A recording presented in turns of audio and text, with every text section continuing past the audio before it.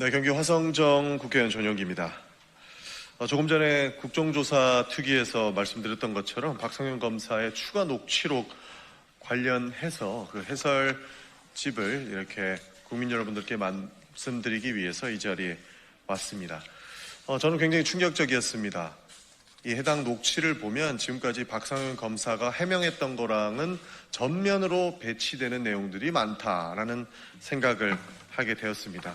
기본적으로 본인은 압박과 회유가 없이 거부하기 위한 명분들을 말씀드렸다라고 지속적으로 밝혀왔습니다. 그러나 녹취에 나오는 내용들은 무엇입니까? 간단하게 설명만 들으면 내일 부지사를 한 번만 만나봐 주라. 서민석 변호사는 내일 시간이 안 된다라고 하니 박상현 검사는 조금이라도 저희가 하루 종일 불어놓고 밤에도 있으니까요 라고 이야기합니다. 피고인의 조사를 밤에도 이어가고 있다라고 하는 충격적인 내용부터 시작을 해서 10년 구형과 관련된 내용도 나오고 그 다음에 방조 2년 6개월이라고 하는 내용도 나옵니다. 이런 내용들을 종합해봤을 때 과연 정말 거절을 하기 위해서 이런 내용들을 이야기했는가에 대한 의심을 지울 수가 없습니다.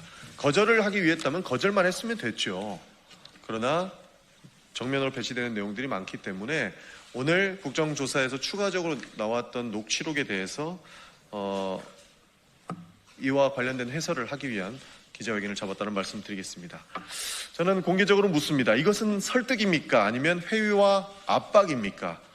존경하는 국민 여러분 그리고 언론인 여러분, 오늘 저희는 쌍방울 대북송금 사건과 관련하여 검찰 수사 과정에서 있었던 중대한 문제를 보여주는 녹취 내용을 공개하며 그 의미를 설명하고자 합니다.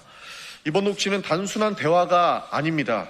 검찰이 어떤 방식으로 진술을 유도했는지 그 구조와 수단을 명확히 보여주는 자료라고 할 수 있을 것입니다.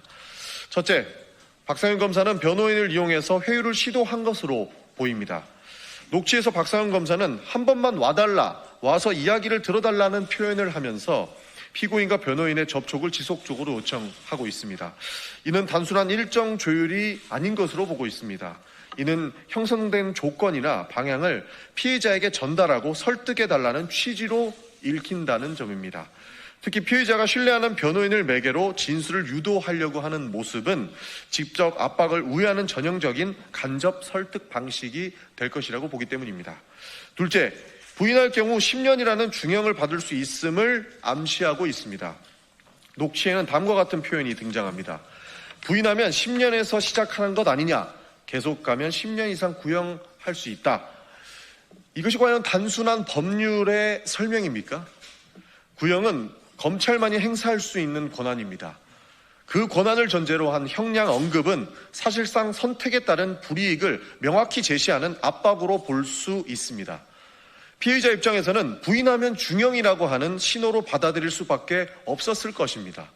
셋째, 선택을 가장한 유도 질문으로 회유를 시도한 것으로도 보고 있습니다.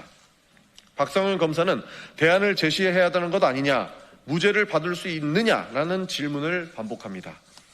겉으로는 의견을 묻는 형식이지만 실제로 계속 부인을 할 경우 불리할 수 있다고 압박하는 구조로 볼 수 있습니다.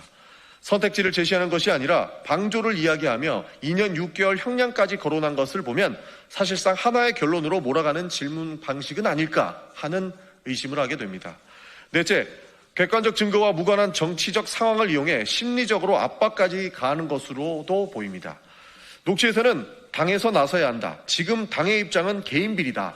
한명숙도 사면이 안 되는데 이화영 씨가 되겠느냐라는 발언까지 등장합니다. 이는 사건의 법률적 쟁점과 무관한 정치적 상황을 끌어들여 피의자의 판단을 흔들고 고립감을 조성하려고 하는 의도로 읽힙니다. 법이 아니라 정치로 압박하는 것, 이것이 과연 정상적인 수사로 볼 수 있는지 저희는 묻고 싶습니다. 또한 정권이 바뀌어도 사면이 가능했느냐라는 취지의 발언을 통해 사면까지 언급하고 있습니다. 향후 구제 가능성까지도 부정하면서 공개된 녹취에선 선택이라고도 말합니다. 이는 결국 하나의 메시지로 귀결될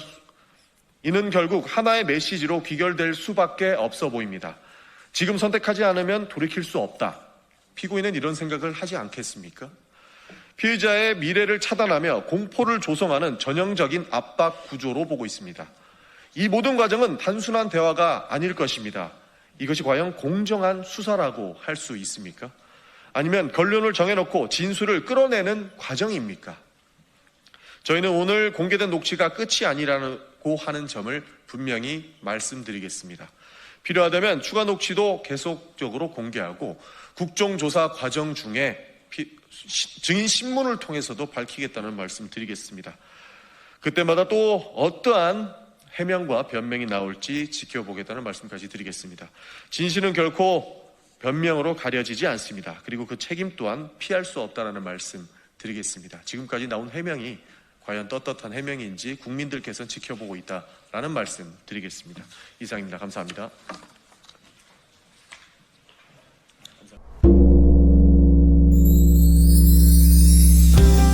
150만 구독자와 함께 걸어온 민족언론 서울의 소리.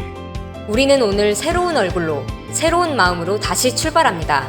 탄압과 내란의 혼란 속에서도 멈추지 않았던 이유. 국민이 주인인 나라, 민주시민의 목소리, 국민 주권의 시대를 지키기 위해서였습니다. 이제 서울의 소리는 더 넓은 무대로 나아갑니다. 언론을 넘어 영상과 소리, 현장과 기록이 살아 숨쉬는 새로운 멀티미디어 저널로 다시 태어납니다. 진실을 말하고 거짓을 바로잡으며 시민과 함께 만드는 언론.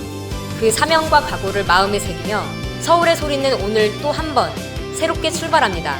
함께 걸어온 길처럼 앞으로의 길도 시민 여러분과 나란히 가겠습니다. 서울의 소리, 우리가 다시 시작합니다.